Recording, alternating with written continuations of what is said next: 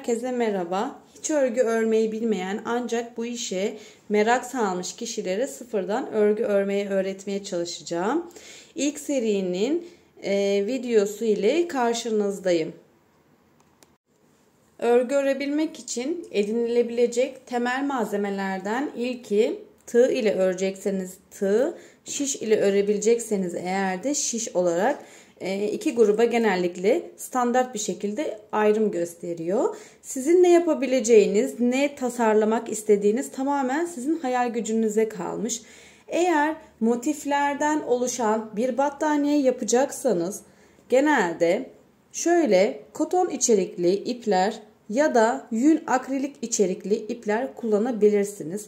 Mesela bu koton ipi örebilmek için genelde biz 3 numarayı tercih ediyoruz. Yani benim elim aslında 3 numara ile bu ipi örmek için gayet de uygun bir şekilde ilerlemiş oluyor. Ama biraz daha eliniz sıkıysa eğer 3.25 de tercih edebilirsiniz.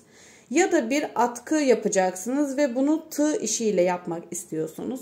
O zaman da bu yün içerikli ipleri şöyle göstereyim. Şiş ile de uygun tabii ki. Onun da numaralarını söyleyeceğim.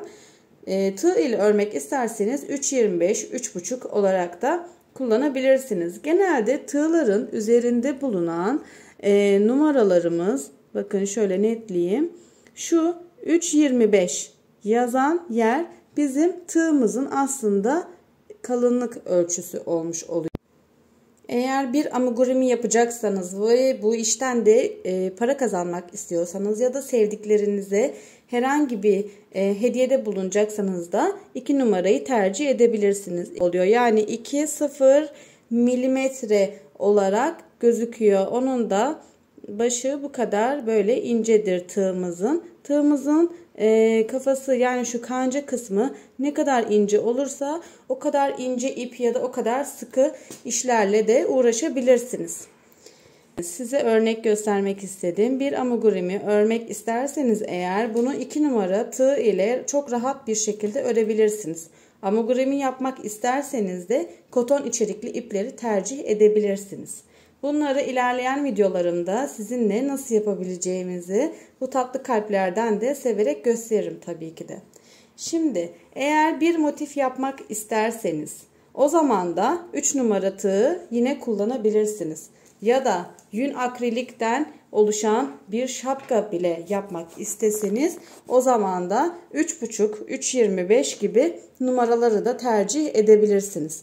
Veyahut da hiçbir şey tığlarla sizi hoşunuza gitmedi. O zaman da diyelim ki yine elinizde, evinizde bulunan herhangi şöyle orta kalınlıkta bir ipiniz var.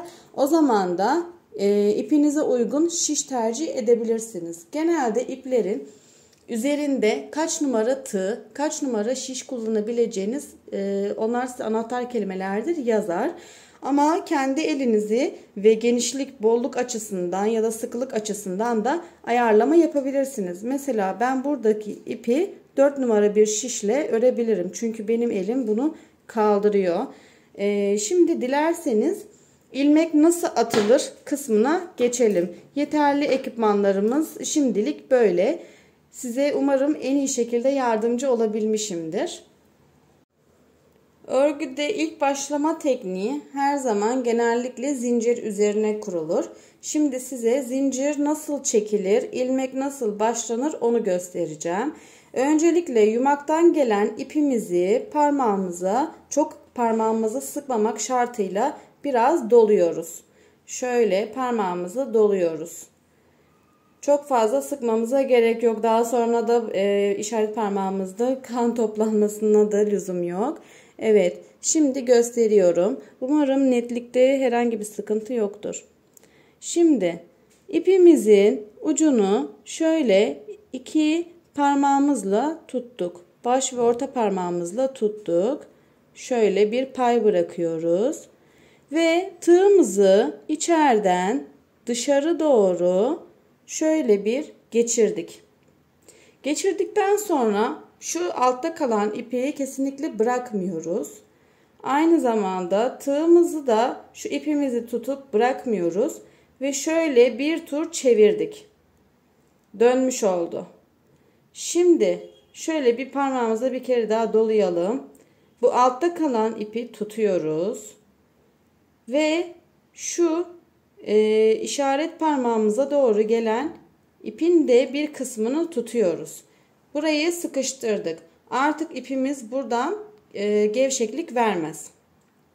Şimdi şu tığımızın kancalı kısmını görüyorsunuz. Şöyle bir kere dolandırıp şu ilmeğin içinden geçireceğiz. Ve bırakıyoruz. Geçirdik.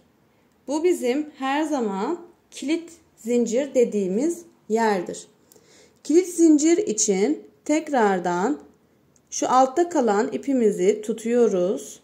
Burayı da bırakmıyoruz ama aynı zamanda parmağımızdaki ipimizi şöyle tığımıza bir manevra yaptırıyoruz. Bakın, tuttuk. Kancadan artık geçmez. Burayı da çok sıkılamıyoruz aynı zamanda. Yani şurada bir boşluk da var. Tutuyorum. Bir manevra yaptırdım. Ve bunu yavaşça çekiyorum. Ve şu baş parmağımdaki ipimi sıkılıyorum. Bunu da biraz sıkılıyorum. Ve oldu. Şimdi tekrar doluyorum. Ve tekrar geçirdim. Zincir atmak çok zevkli. Genelde elinizin alışması adına upuzun bir zincir çekebilirsiniz. Daha sonra söküp devam edebiliriz başka projeler yapmaya tabii ki. Ama zincir çekmeden, ipi parmağınıza dolamayı öğrenmeden, ilmek kitlemeyi öğrenmeden diğer hiçbir işleme geçemeyiz. Şimdi üzerine tekrar ördüklerim şu şekilde oluyor. Bakın, zincirimiz oluştu. Zincirimi tutuyorum. Şöyle. Burayı da tutuyorum. Tığımdaki ilmeği. Dolandırdım. Kancama geçti ipim, bakın. Dolandırdım ve boşluktan geçirdim. Gayet de kolay. Bunu herkes yapabilir. Evet. Ördüğümü tutuyorum.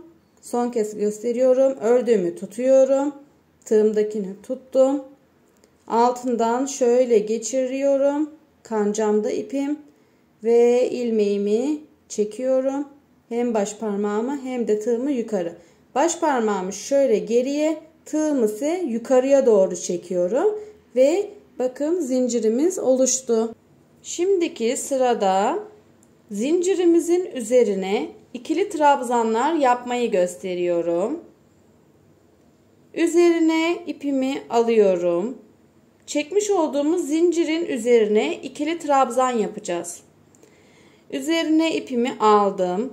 Şimdi zincir saymakta da şöyle bir püf nokta var. Gözüküyor mu gayet net? Evet. Her bir boğum bir zincir sayılıyor. Biz şimdi şuraya batacağız. Buraya batacağız. Buraya batacağız. Yani şu yuvaların içine batarak ikili trabzanlar oluşturacağız. Tığımda ipimi hiçbir zaman çok fazla sıkı yapmıyorum. Eğer sıkarsam ilmeklerimiz çok fazla böyle sıkışık olur, dar olur ve bu kasar. Bu istemediğimiz bir görünüm. Şimdi üzerine ipimi alıyorum ve şu bir değil de ikinci zincirimizin şu başına batıyorum. Bakın, battım. Buradan ipimi gene doluyorum.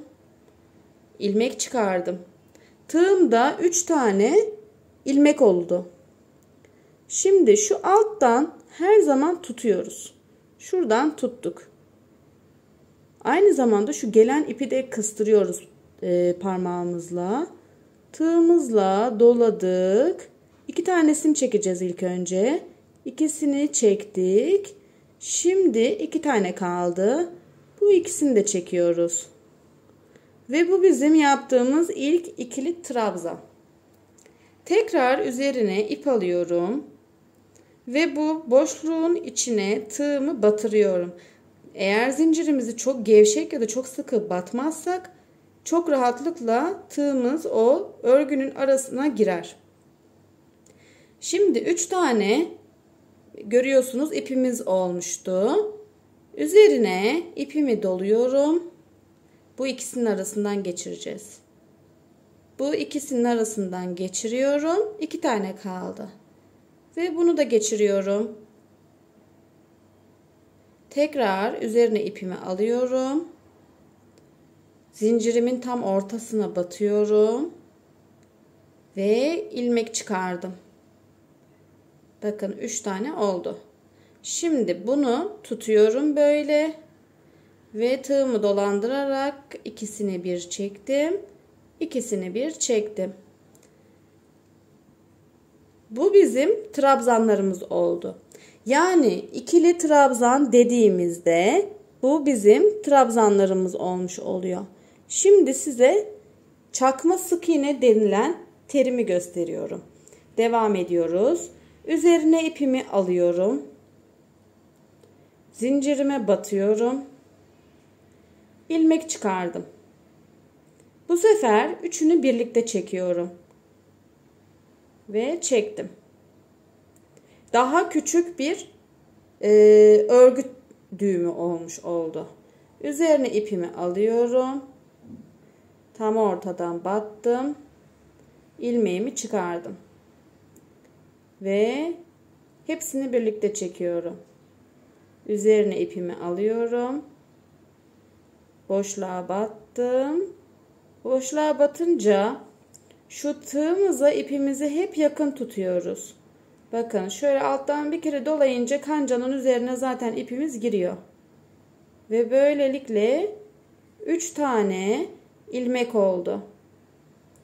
Dolandırdım. Üçünü birlikte çektim.